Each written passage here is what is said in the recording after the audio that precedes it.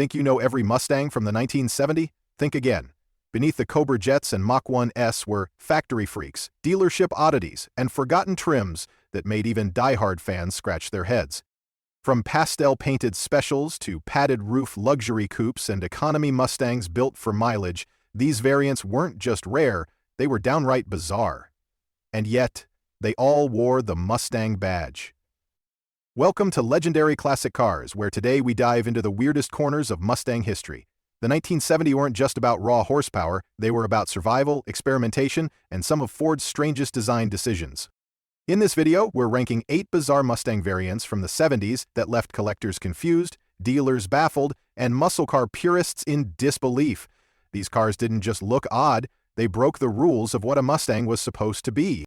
From movie stunt cars to Olympic-themed convertibles and vinyl-roofed luxury coupes, get ready to rethink everything you thought you knew about the Mustang legacy. Top 1 1971 Mustang SportsRoof Eleanor movie car. Before Eleanor became a Hollywood icon, it was just a yellow fastback with blacked-out trim and a confused identity. Not a Shelby, not a Mach 1, just a 1971 SportsRoof painted to look like something it wasn't, and it fooled an entire generation. The car in question starred in the original 1974 film Gone in 60 Seconds. For most viewers, it looked like a special edition Mustang, sleek body, rally lights, custom front end, but dig deeper and you'll find it was a Frankenstein. The base was a stock 1971 Mustang SportsRoof, fitted with a 351 Cleveland V8. Power figures hovered around 285 horsepower depending on the tuning, but performance wasn't the headline, it was the presence. Despite no factory connection to Shelby or Ford's official lineup, Eleanor became mythologized as a lost Shelby prototype or a secret Mach 1 variant.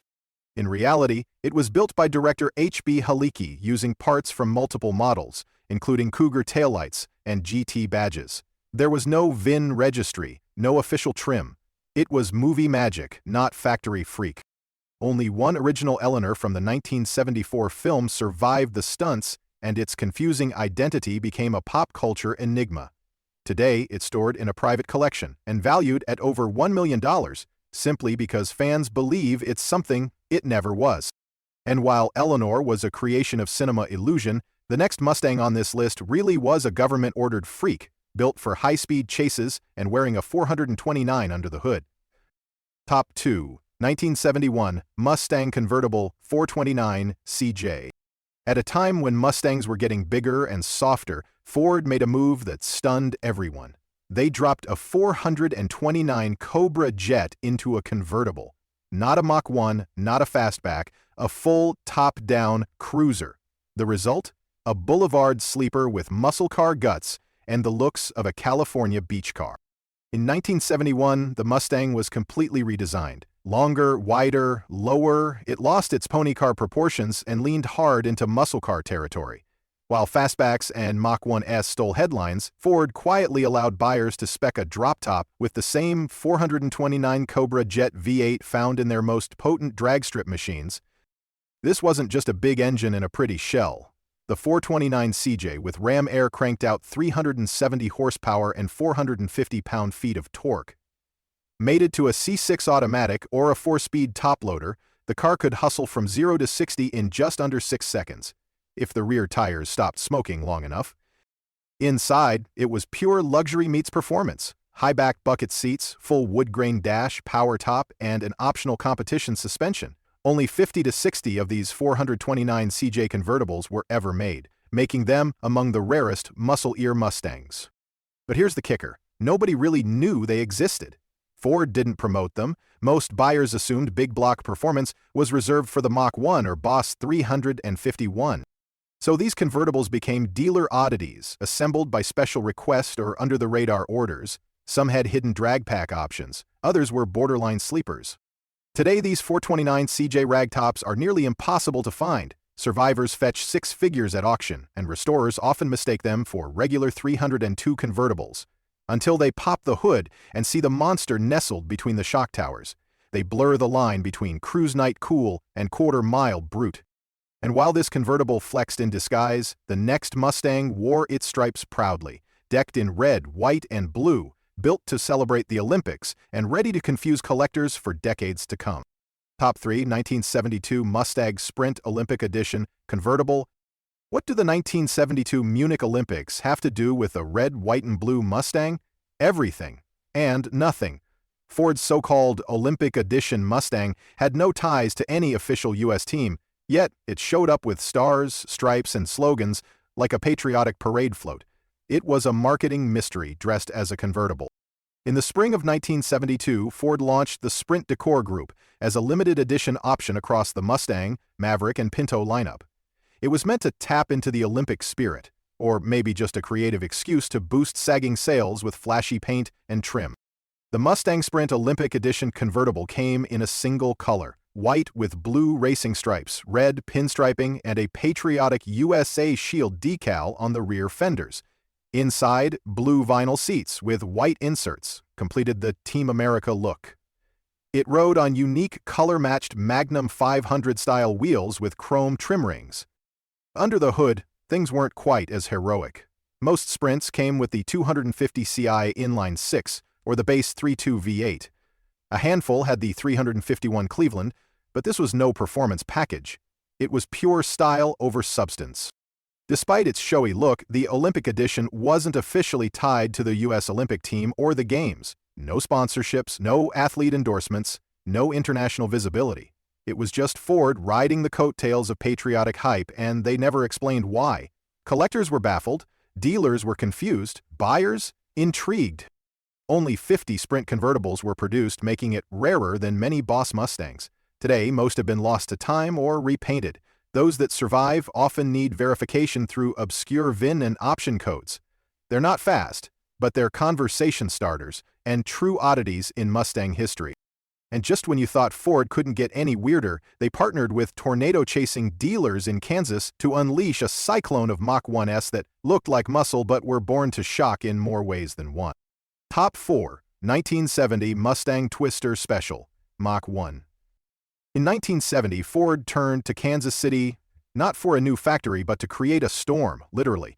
They cooked up a tornado-themed Mustang so rare, even muscle car fanatics thought it was a myth. The name? Twister Special. And it wasn't just a decal, it was a dealer-built warning. The Twister Special was born from a regional promotion between Ford and the Kansas City District Sales Office. The idea? Ship a limited batch of specially optioned Mustangs to Kansas dealers with unique badging and specs tailored for Midwestern gearheads. Only 96 units of the 1970 Mustang Mach 1 Twister Special were made, every one painted grabber orange and stamped with Cyclone-themed Twister Special decals on the rear quarter panels. Each car came standard with competition suspension, matte black hoods, dual sport mirrors, and black hood locks. But here's where it gets truly bizarre. Of the 96 cars, 48 were fitted with the 428 Cobra Jet Ram Air engine, pushing 335 horsepower and 440 pound-feet of torque, while the other 48 received the 351 Cleveland 4-barrel rated at 300 horsepower and 385 pound-feet. That's right, half were factory monsters, the others more restrained. Same package, different heartbeat. But the confusion didn't stop there. The Twister wasn't its own trim level or option code. It was a dealer order anomaly. Many came with drag pack components, but there was no consistent spec. Some had spoilers, others didn't. There's no clear VIN range. Collectors call it the Mustang you verify by sticker, if it still has one.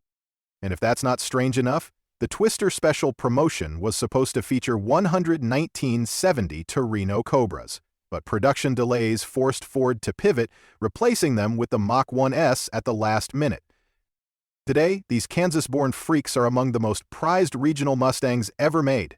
Survivors fetch six figures, especially the 428 CJ versions, but because so many details were left undocumented, fakes and clones run wild, making real Twisters lightning in a bottle. But while the Twisters screamed muscle in tornado colors, the next Mustang went full mystery mode, hiding a monstrous 429 CJ under a Q-node while blending into traffic like a fastback-shaped ghost. Top 5, 1972 Mustang Mach 1 429 CJ Q-code.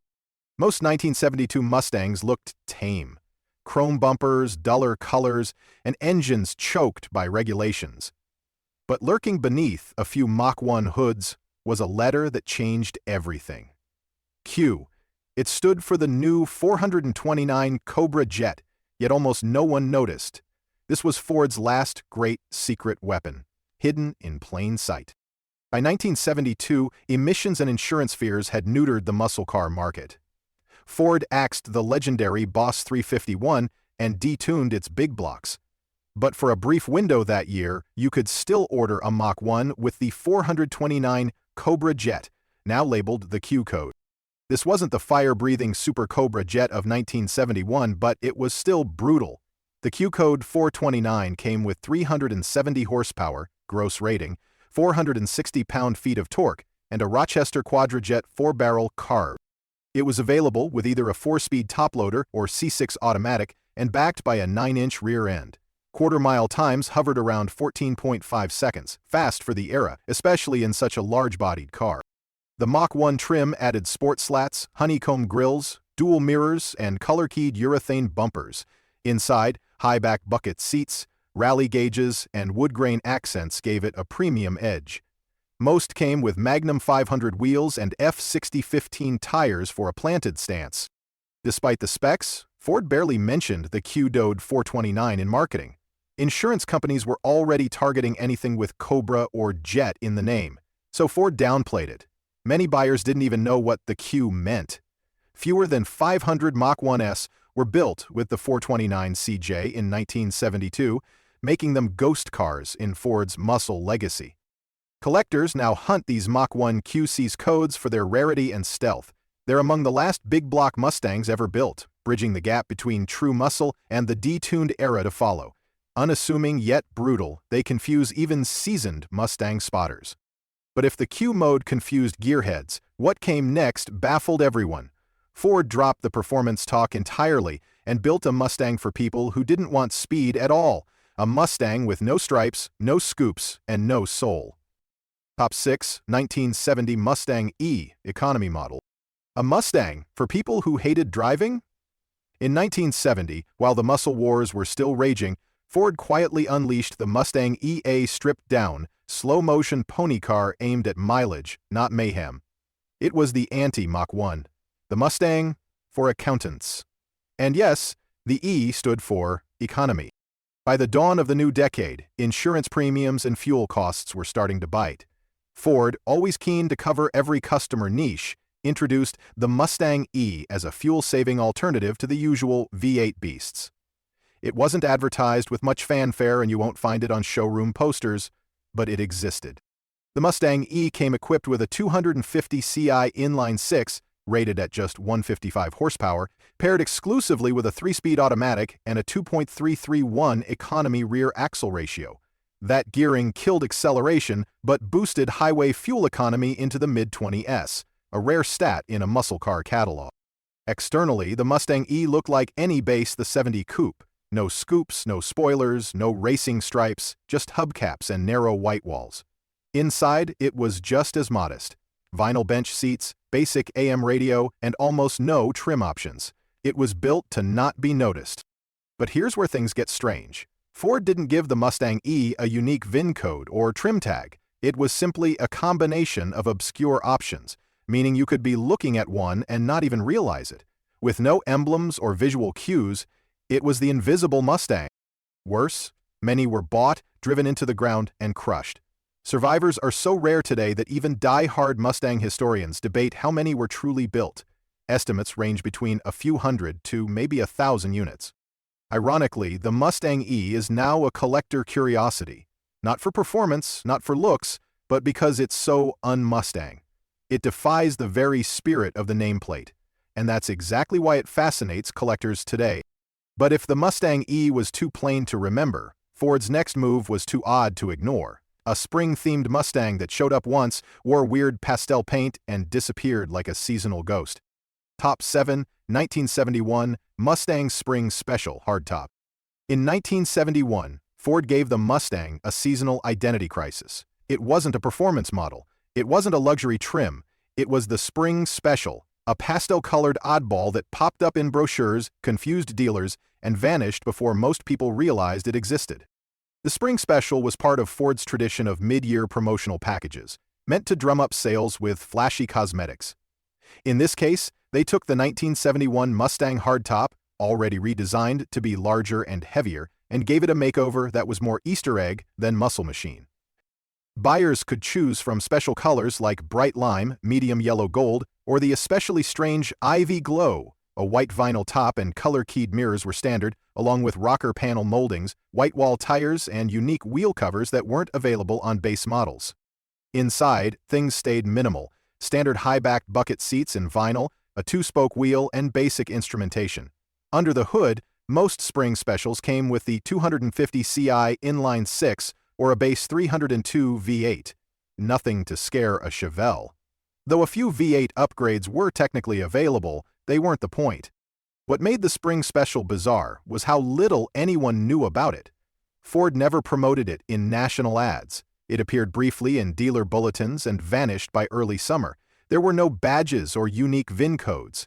Even Ford historians struggled to confirm how many were made or which exact features were standard. To make things weirder, some cars were delivered without the vinyl roof. Others had full pinstriping. It was a grab bag of pastel confusion, leading some collectors to dismiss it as dealer-made. Today, the Spring Special lives in obscurity. Most were repainted or junked decades ago. Those that survive are unicorns, instantly recognizable by their odd color combos, but nearly impossible to verify. Their value lies in their mystery, not performance. But if the Spring Special was a ghost wrapped in Easter colors, Ford's final Mustang twist of the decade would take confusion to a new level by turning the pony car into a European-style luxury coupe with padded vinyl, opera windows, and zero muscle. Top 8 1973 Mustang Ghia Luxury Coupe. What happens when a muscle car loses its muscle and gains a padded roof, opera windows, and wire wheel hubcaps? You get the 1973 Mustang Ghia. It wasn't built for speed, it was built for comfort, luxury, and quiet Sunday drives. In a car that used to terrify Camaros at stoplights, by 1973, the original Mustang era was wheezing to a close. Insurance crackdowns, emissions laws, and a shifting market pushed Ford to reposition the Mustang as more of a personal luxury coupe than a performance threat. Enter the Ghia. Originally a design house in Italy, Ghia was used by Ford as a branding tool to add European flair to otherwise American metal. The 1973 Mustang Ghia Coupe came with vinyl, Landau tops, thick chrome trim, color-keyed wheel covers, opera windows, and optional wire hubcaps. It was the Mustang's attempt to be a Thunderbird, but smaller. Inside, buyers were treated to plush, high-backed cloth or vinyl seats, full carpeting, wood grain appliques on the dash, and optional air conditioning. Under the hood, a base 250 Ci inline 6 or optional 302 V8. You could spec a 351, but by then, even the top V8s were neutered, making just 177 horsepower. Here's where things got weird. The Ghia wasn't even a standalone model in 1973, it was a preview for the Ghia-branded Mustangs that wouldn't officially arrive until 1974.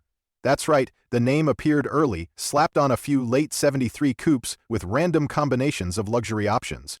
No clear production records exist. Some had vinyl roofs, others didn't.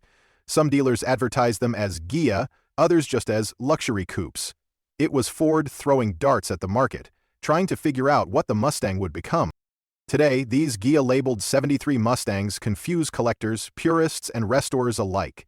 They lack performance, but their weird blend of Eurolux and domestic styling makes them retro oddities. They're often ignored, but never quite forgotten. And just like that, the Mustang closed out the 70s the way it began. Misunderstood, misaligned, and constantly morphing. From Cobra Jets to padded roofs, the bizarre variants of the decade didn't just confuse fans, they rewrote what a Mustang could be. So, which one of these offbeat Mustangs shocked you the most? Was it the pastel-colored Spring Special? The barely known Mustang E? Or maybe the fact that Ford once stuffed a 429 Cobra Jet into a convertible nobody asked for? Drop your thoughts and your Mustang stories in the comments. Don't forget to like, subscribe, and hit that bell for more classic car deep dives every week. At Legendary Classic Cars, we don't just celebrate the icons, we uncover the forgotten, the strange, and the misunderstood legends that still deserve their spotlight. Stick around, because the weirdest rides always have the best stories.